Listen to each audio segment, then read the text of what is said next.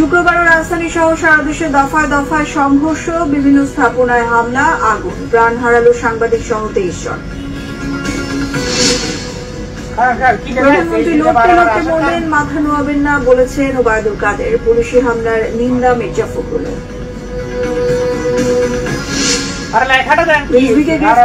Press club Paltan এলাকায় তুমুল সংঘর্ষ, বায়তুল মোকাররম ইসলামী আন্দোলনের সাথে ধাওয়া পাল্টা ধাওয়া।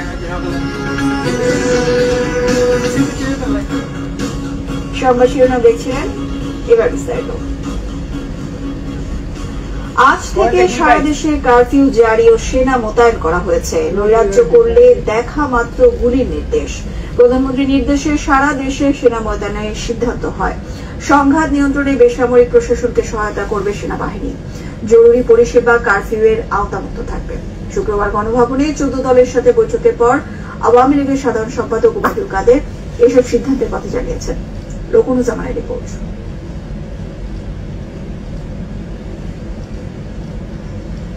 কোটা আন্দোলনে রাজধানী সহ সারা দেশে সহিংস পরিস্থিতির মধ্যে শুক্রবার সন্ধ্যায় গণভবনে প্রধানমন্ত্রী শেখ হাসিনার সাথে বৈঠকে বসেন 14 দলের নেতারা। বৈঠকে কোটা আন্দোলনে সহিংসতা নাশকতার জন্য জামাত বিএনপিকে দায়ী করেন 14 দলের নেতারা। প্রধানমন্ত্রীকে রাষ্ট্রীয় নিরাপত্তা রক্ষায় কঠোর পদক্ষেপ নেওয়ার আহ্বান জানান তারা। বৈঠক শেষে রাতে গণভবন গেটেই ব্রিফিং করেন আওয়ামী লীগের সাধারণ সম্পাদক, সড়ক পরিবহন ও সেতুমন্ত্রী ওবায়দুল কাদের। জানান, জনগণের জানমাল রক্ষা ও রাষ্ট্রীয় নিরাপত্তার স্বার্থে সারা দেশে সেনাবাহিনী আন্দোলন করে সাধারণ ছাত্ররা আর আওয়ামী লীগ বিএনপি মাননীয় প্রধানমন্ত্রী জামাত বিএনপি এটি নিলে করে রাষ্ট্রীয় কর্তাতে ছাত্ররা ইয়ারা গার্জিয়ানরা লক্ষ্যে ইন এইড টু সিভিল পাওয়ার দেশে সারা দেশে সশস্ত্র বাহিনী মোতায়েনের সিদ্ধান্ত গ্রহণ করে। সরকার ক্যাবিনেট থেকে প্রজ্ঞাপন যাচ্ছে, কাজেই এটা অবশ্যই কারফিউ এবং এখানে শুটেড সাইটও আছে।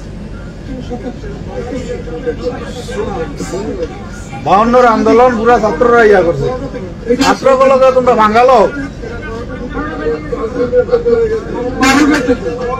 নৈরাজ্য বন্ধে সেনাবাহিনী বেসামরিক প্রশাসনকে সহায়তা করবে। এছাড়া এই ব্যবস্থা নেওয়ার প্রেক্ষাপটের ব্যাখ্যাও দেন ওবায়দুল কাদের। এই মুহূর্তে দেশে যে সন্ত্রাস নাশকতা চলছে তার সাথে সাধারণ শিক্ষার্থীদের কোনো সম্পর্ক নাশকতা বিএনপি জামাতের সশস্ত্র ক্যাডাররাই পরিচালনা করছে। বিএনপি জামাত